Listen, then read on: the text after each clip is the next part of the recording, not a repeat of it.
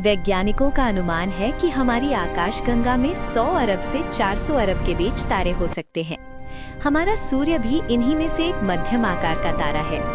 आकाशगंगा का सबसे विशालकाय तारा पिस्टल स्टार माना जाता है, जो सूर्य से 100 गुना अधिक भारी है। आकाशगंगा का आकार एक स्पाइरल यानी सर्पिल डिस्क जैसा है। व्यास, इसका विस्तार लगभग 1 लाख से 2 लाख प्रकाश वर्ष तक है। केंद्र, इसके केंद्र में एक विशालकाय ब्लैक होल है जिसे सैजिटेरियस ए कहा जाता है।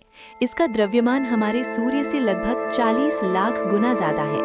हमारा सौरमंडल आकाशगंगा के केंद्र में नहीं बल्कि उसके एक किनारे की ओर ओरियन आर्म नामक भुजा में स्थित है। दूरी, सूर्य आकाशगंगा के केंद्र से लगभग 26,000 प्रकाश वर्ष दूर है। हमारा सौरमंडल आकाशगंगा के केंद्र में नहीं बल्कि उसके एक किनारे की ओर ओरियन आर्म नामक भुजा में स्थित है। सूर्य आकाशगंगा के केंद्र से लगभग 26,000 प्रकाश वर्ष दूर है। कॉस्मिक वर्ष, सूर्य लगभग 8,28,000 किलोमीटर प्रति घंटा की गति से केंद्र की परिक्रमा करता है। एक पूरा चक्कर लगाने में इसे लगभग 23 से 25 करोड़ साल लगते हैं। रात के समय आसमान में ये एक बहती हुई दूधिया धारा की तरह दिखाई देती है, इसलिए इसे मिल्की वे कहा गया। भारतीय पौराणिक कथाओं और खगोल विज्ञान में इसे आकाश की गंगा यानी आकाश गंगा नाम दिया गया है। पड़ोसी आकाशगंगा, हमारी सबसे नज़दीकी बड़ी आकाशगंगा एंड्रोमेडा है, जो हमसे करीब 25 लाख प्रकाश वर्ष दूर है। हैबिटेबल जोन, जिसे वैज्ञानिक भाषा में गोल्डीलॉक्स जोन भी कहा जाता है, अंतरिक्ष विज्ञान की सबसे महत्वपूर्ण अवधारणाओं में से एक है। इसका सीधा सा मतलब है किसी तारे की चारों ओर की वो खास दूरी जहां तापमान बिल्कुल सही हो। जीवन के लिए तरल पानी यानी लिक्विड वाटर को सबसे अनिवार्य तत्व माना जाता है। किसी ग्रह पर पानी की स्थिति उसके तारे से दूरी पर निर्भर करती है। यदि ग्रह तारे के बहुत पास है तो गर्मी इतनी अधिक होगी कि सारा पानी भाप बनकर उड़ जाएगा, जैसे शुक्र ग्रह यानी वीनस। यदि ग्रह बहुत दूर है तो वहाँ इतनी ठंड होगी कि पानी हमेशा बर्फ के रूप में जमा रहेगा, जैसे वरुण ग्रह यानी नेपट्यून। हमारा सौर मंडल इसका सबसे अच्छा उदाहरण है, जहाँ पृथ्वी इस जोन के बिल्कुल बीच में स्थित है। मंगल यानी मार्स इस जोन के बाहरी किनारे पर है। क्या केवल जोन में होना काफी है? नहीं, केवल जोन में होना ही जीवन की गारंटी नहीं है। इसके लिए 2 और चीजें जरूरी हैं। वायुमंडल यानी एटमॉस्फेयर, ग्रह पर हवा का दबाव होना चाहिए ताकि पानी तरल रह सके और हानिकारक किरणों से बचाव हो सके। और चुंबकीय क्षेत्र, जो ग्रह के वायुमंडल को सौर तूफानों से बचा कर रखे। वैज्ञानिकों ने अब तक कई ऐसे ग्रह खोजे हैं जो इस जोन में हैं। सबसे प्रमुख नाम है केपलर 452b, जिसे अक्सर अर्थ 2.0 कहा जाता है क्योंकि ये हमारे सूर्य जैसे ही एक तारे के हैबिटेबल जोन में चक्कर लगा रहा है। क्वांटम ब्रह्मांड की दुनिया हमारी आम दुनिया से बिल्कुल अलग है। जहाँ हमारी दुनिया में चीजें नियमों जैसे गुरुत्वाकर्षण के हिसाब से चलती हैं, वहीं क्वांटम लेवल पर यानी परमाणु और उससे छोटे कणों की दुनिया सब कुछ संभावनाओं यानी प्रोबेबिलिटीज पर टिका होता है। ग्रह की सतह से परावर्तित होने वाली रोशनी भी जीवन के बारे में बता सकती है। वेजिटेशन रेड एज, पृथ्वी पर पौधे क्लोरोफिल के कारण लाल रंग की रोशनी को एक खास तरीके से परावर्तित करते हैं। दूरबीन से देखने पर यदि किसी ग्रह पर ऐसा स्पेक्ट्रल सिग्नेचर मिलता है तो वहाँ जंगलों या पौधों की मौजूदगी हो सकती है। पृथ्वी पर डाइमिथाइल सल्फाइड यानी DMS केवल समुद्री जीवों द्वारा बनाया जाता है। JWST ने इसके शुरुआती संकेत दिए हैं, यानी 3 सिग्मा कॉन्फिडेंस के साथ। भविष्य के अवलोकनों का लक्ष्य इसे 5 सिग्मा यानी 99.99999% सटीकता तक ले जाना है, जिसे वैज्ञानिक पुष्टि मानते हैं। ये सबसे आम तरीका है।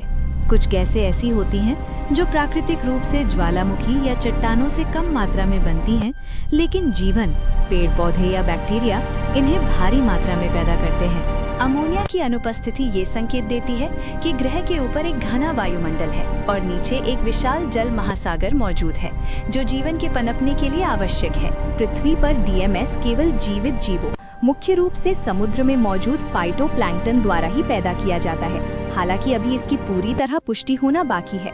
ग्रह की सतह से परावर्तित होने वाली रोशनी भी जीवन के बारे में बता सकती है। Vegetation red as. पृथ्वी पर पौधे क्लोरोफिल के कारण लाल रंग की रोशनी को एक खास तरीके से परावर्तित करते हैं। दूरबीन से देखने पर यदि किसी ग्रह पर ऐसा स्पेक्ट्रल सिग्नेचर मिलता है तो वहां जंगलों या पौधों की मौजूदगी हो सकती है। यदि नियम इतने तरल हैं, तो वहां जीवन कैसा होगा? ये जीव ऊर्जा, चेतना या क्वांटम स्तर पर मौजूद हो सकते हैं।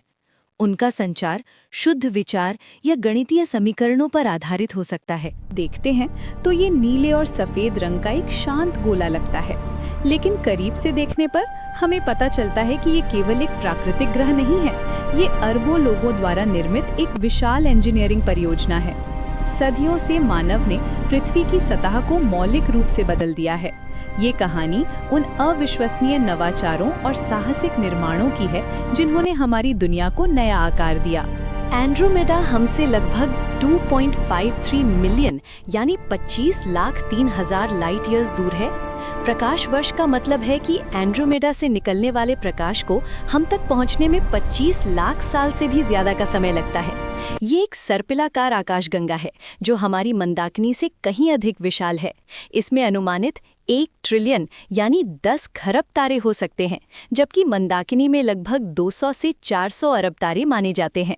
क्वांटम ब्रह्मांड की दुनिया हमारी आम दुनिया से बिल्कुल अलग है। जहां हमारी दुनिया में चीजें नियमों जैसे गुरुत्वाकर्षण के हिसाब से चलती हैं, वहीं क्वांटम लेवल पर यानी परमाणु और उससे छोटे कणों की दुनिया सब कुछ संभावनाओं यानी प्रोबेबिलिटीज पर टिका होता है। अगर अंतरिक्ष अनंत है तो पार्टिकल्स के जुड़ने के तरीके एक पॉइंट के बाद रिपीट होने लगेंगे। इसका मतलब है कि कहीं ना कहीं आपका एक डुप्लीकेट बिल्कुल वही काम कर रहा होगा जो आप अभी कर रहे हैं। वैज्ञानिकों ने अब तक हजारों एक्सोप्लैनेट्स खोजे हैं, जिनमें से कुछ में जीवन की संभावना हो सकती है।